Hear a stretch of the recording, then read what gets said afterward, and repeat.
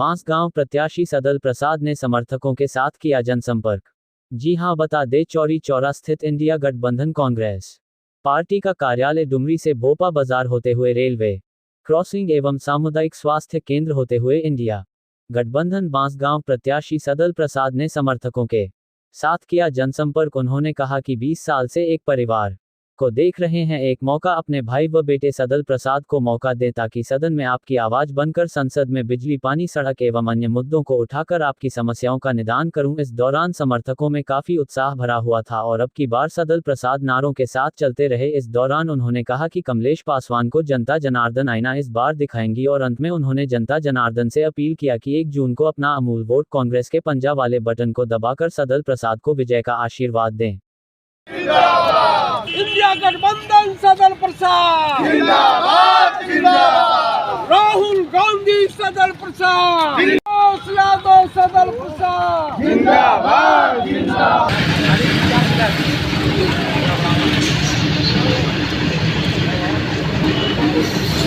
आज पंजा सदल प्रसाद जिंदाबाद जिंदाबाद। आज पंजा सदल प्रसाद जिंदाबाद जिंदाबाद। आज पंजा सदल प्रसाद जिंदाबाद जिंदाबाद जिंदाबाद जिंदाबाद जिंदाबाद जिंदाबाद जिंदाबाद जिंदाबाद जिंदाबाद। फोटो इसका वेट कितना हो रहा है? टीपू का कई फोटो खींचे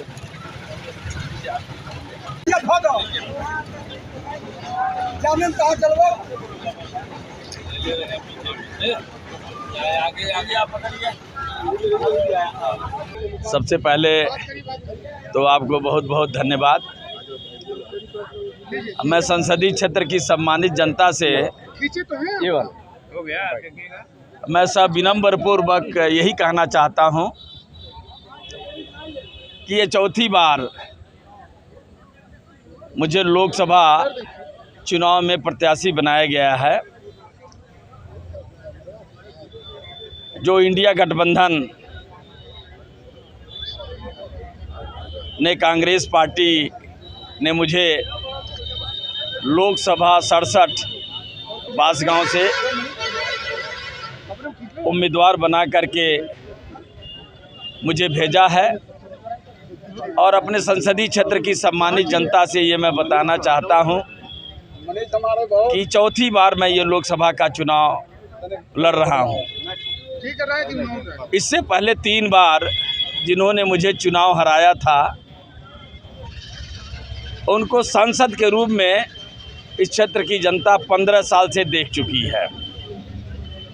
5 साल उनकी माता जी को भी इस क्षेत्र की जनता ने सांसद के रूप में देखा था। और आपको ये भी मैं बताना चाहता हूं कि वर्तमान सांसद महोदय के छोटे भाई भी 8 साल से विधायक के रूप में बांसगांव विधानसभा में दिखाई दे रहे हैं। कहने का मतलब एक ही परिवार के लोगों को इस संसदीय क्षेत्र की सम्मानित जनता ने 20 साल से सांसद के रूप में, विधायक के रूप में देखते हो गया। 3 बार मुझे ठुकराया गया, हराया गया। मैं भी इस सम्मानित क्षेत्र की जनता का भाई हूँ, बेटा हूँ। हर 5 साल पे चुनाव होता है। 1 साल मेरे जैसे व्यक्ति को भी परखना चाहिए, देखना चाहिए। और मैं आपके माध्यम से बताना चाहता हूं कि 20 साल में सांसद रहते हुए 5 साल इनकी माताजी थी, 15 साल से ये सांसद हैं। जहां पे मैं चौरी चौरा विधानसभा क्षेत्र में खड़ा हूं, चौरी चौरा विधानसभा क्षेत्र का ये जो दक्षिणांचल का जो हिस्सा है, जो द्वाबा क्षेत्र के नाम से जाना जाता है, कई नदियों से घिरा हुआ है। हर साल बाढ़ की विभीषिका को झेलता है। इस समस्या के निदान के लिए अस्थायी मुकम्मल उपाय आज तक नहीं हो पाया। और ये समस्या जिसे चौरी चौरा विधानसभा क्षेत्र की है, वही समस्या रुद्रपुर विधानसभा क्षेत्र की भी है। कमोबेश बांसगांव विधानसभा क्षेत्र में ये समस्या है। चिल्लू पार में बड़े पैमाने पे ये समस्या है।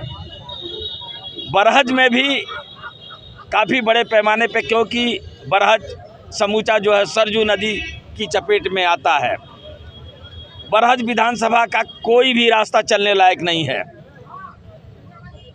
बरहज में जो सरजू नदी पे पुल 15-16 साल से कुछ पिलर खड़े होकर के अधूरे वैसे पड़े हुए हैं। गोला में सरजू नदी पे 14 साल पहले स्वीकृत माननीय अखिलेश यादव जी की सरकार में स्वीकृत हुआ था। ये गोरखपुर और गाजीपुर की दूरी को कम करने के लिए और ख़ास तौर से गोरखपुर और आजमगढ़ के बीच में आने जाने में सुगमता हो, सारे पिलर खड़े हैं। पुल का स्लैब नहीं अभी तक पड़ा, अप्रोच नहीं बना, आवागमन आज तक नहीं शुरू हो पाया। गोरखपुर से बनारस तक का राष्ट्रीय राजमार्ग 14 सालों से कछुए की गति में बन रहा है, जबकि 5 साल पहले ये बन के तैयार हो जाना चाहिए। जिनको ठेका मिला हुआ है, जैसा सुनने में आता है, वो सारे ठेकेदार वर्तमान सांसद महोदय के नज़दीकी हैं। यहाँ का सरदार नगर का शुगर मिल लंबे समय से बंद पड़ा है। धुरियापार का शुगर मिल बनने के बाद मात्र 1 साल ही चला, उसके बाद आज तक बंद है। और उसको ये जो वर्तमान समय में 10 साल से सरकार देख रहे हैं, जिसने सब कुछ बेच डाला इस देश का, ये धुरियापार शुगर मिल को भी औने पौने दाम पे पूंजीपतियों के हाथ में बेचने के फिराक में है।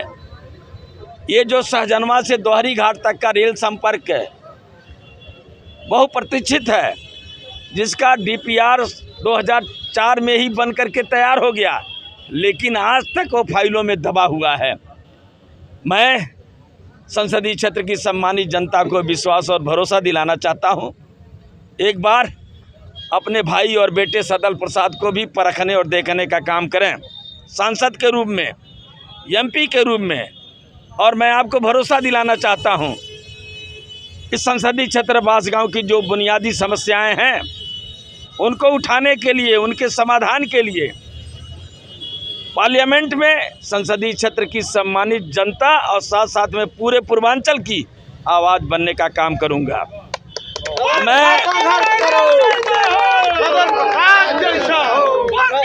मैं संसदीय क्षेत्र की